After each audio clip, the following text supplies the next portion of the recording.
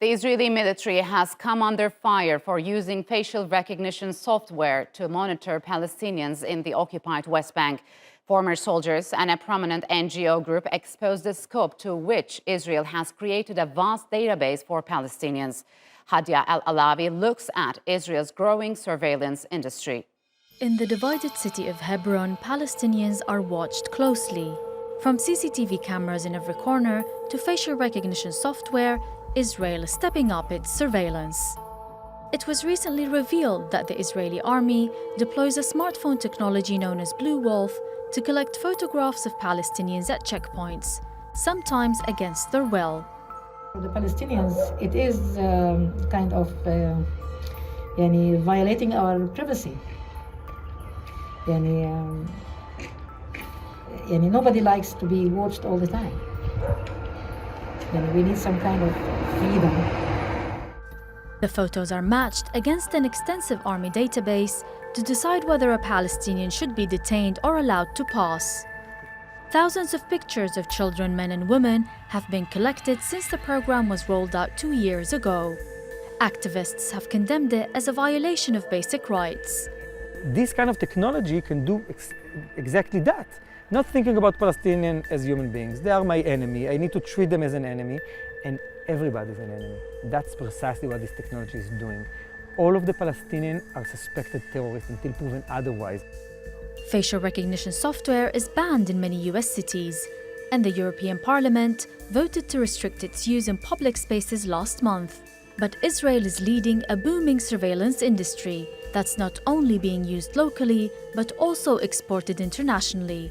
Israeli company Celebrite, which develops phone hacking tools, has faced significant criticism for its role in China's crackdown in Hong Kong. And Apple is suing the Israeli spyware firm NSO for targeting iPhone users through its Pegasus software. It's been allegedly used to target Palestinian human rights activists, as well as dissidents and journalists in India, Saudi Arabia, and Mexico. Of course, there are companies, there are citizens who do not obey the law anywhere, also in Israel. And we got few of them, and we had some problems in this area. A report by the US think tank The Atlantic Council calls these companies irresponsible proliferators that need stricter regulation by Western governments. From Celebrite to Pegasus and Blue Wolf, Israel's surveillance network seems to be only stretching further. Hadia Al-Alawi, TRT World. And to discuss Israel's use of surveillance technology, I am joined now from London by Asa Winstanley, an investigative journalist and podcaster with Electronic Intifada, an independent online news publication focusing on Palestine. Asa, thank you very much for joining me on Straight Talk. How does this Blue Wolf system work, and how long has it been operational? Well, according to the report in the Washington Post, it acts as a way of mass surveillance, essentially, of the entire Palestinian population. So it seems to have two main components, Blue Wolf and Wolf Pack. And it seems that Blue Wolf is the smartphone technology, smartphone system. It's not entirely clear to me which parts of it involve smartphones, but it seems to be some sort of app that Israeli soldiers have, whereby they use facial recognition software to take photos of Palestinians, all Palestinians that they possibly can. The Washington Post said that even that last year Israeli soldiers were competing with each other and being given prizes to see who could take the most photos of Palestinians in order to scan their faces into this facial recognition software. And then the so-called Wolf Pack system is this wider database, it seems, which is being colloquially called Israel by these former Israeli soldiers who seem to be acting as whistleblowers. For this information going to the Washington Post Yes. As you just mentioned, Israeli soldiers have been in an organized effort to take photos of Palestinian residents. in the West Bank. Is it in line with the Israeli laws?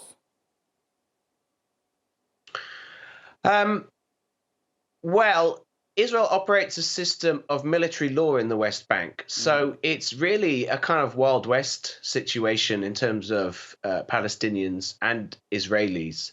And that's a really kind of apt analogy in two ways, because it means that for the Israeli government, when it's acting against Palestinians, anything really goes. So it's the Wild West in that fashion. But it's also a Wild West in the sense that it's a very similar system of settler colonialism that was deployed against Native American Indians in all over North America and South America, Algeria, Southern Africa, all these kind of systems. This is settler colonialism. Okay. And it's being deployed now against Palestinians. Yes. So how has it affected the Palestinians' daily lives already, and what risks does the abuse of this technology pose to them? Yeah, that's a good question. Well, I mean, I think the important point about this Blue Wolf and Wolf Pack thing is that it's only the latest component, really, of a system of total surveillance of the Palestinian population living under occupation in the West Bank, in the Gaza Strip, and even in the 48 territories, because the Palestinian so-called citizens of Israel are also viewed as a threat to the so-called Jewish state. So what it means is what we've seen, for example, in 2014, there was another group of former Israeli spies, really, military intelligence, Unit 8200, cyber unit, which noted, and it acted as whistleblowers in a letter to The Guardian, the British newspaper, in 2014. And they were blowing the whistle on what Unit 8200 was doing. They called it, a mass surveillance of an entire population, in the same way as this has been Blue Wolf and Wolfpack is being called the same thing, mass surveillance of an entire population. And just to give one example of what that means for everyday life, it means that the Israelis are developing and have developed for years now these massive databases on every aspect of Palestinian life, including their private lives, including the most intimate details of their lives, including family relations, So if say, for example, maybe someone's having an affair or something like that, that is then picked up by the Israelis and used to blackmail Palestinians. What's the end game here? Is this another way by Israel to push Palestinians from the occupied territories? Yes. I mean, I think that's certainly part of it, but it's also just control, And a second aspect to it is profit making. We have to be honest about this, because these kind of technologies are then often exported by Israel around the world. You see the example of the NSO group, which has been in the headlines recently because it was being sued, and it's still being sued by Facebook, WhatsApp, renamed Facebook, now being renamed Meta, but they're suing NSO group.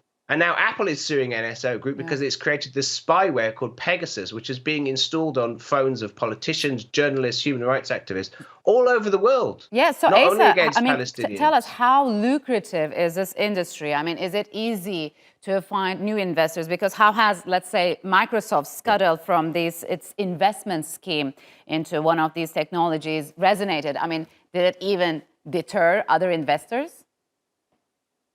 No, it doesn't seem so. Although, I mean, these high-profile lawsuits against NSO Group it's being said that they could possibly bankrupt NSO Group. So, when you've got these other big Silicon Valley companies acting against NSO Group, this particular company could end up with very severe problems and could end up shutting down. But there's so many of these groups. Unit 8200 that I mentioned before, which is a unit of Israel's military intelligence, is basically a kind of a university of training for cyber criminals, really, global cyber criminals, and their products are then exported around the world to other oppressive regimes like Saudi Arabia, United Arab Emirates, Bahrain, Mexican police, Kazakhstan. And then this cybercrime software, this spyware, is used to target human rights activists, journalists, and politicians, even mainstream politicians in Western Europe.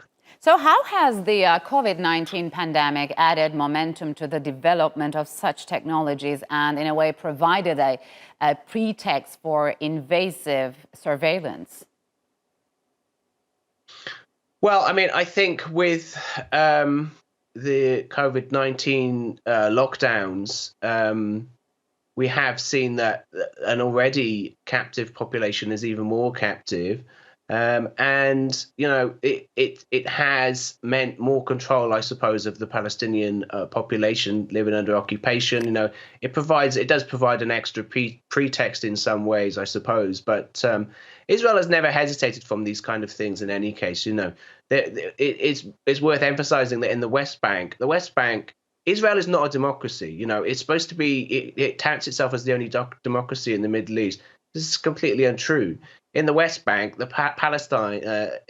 the West Bank, for Palestinians, it's a military dictatorship. There is no law. There's no law. There's no system of civilian courts that they have access to. All they have is military courts where the judges and the prosecution are Israeli soldiers. Mm-hmm. And so therefore, it's no surprise that there's a 99.7 conviction rate. So any kind of opposition to Israeli occupation, whether it's unarmed, whether it's peaceful, or whether it's armed, is considered to be terrorism. So could, for example, sanctioning Israel on breaching individual privacy work by some European countries? I mean, how should Western countries who are against this invasive surveillance systems act?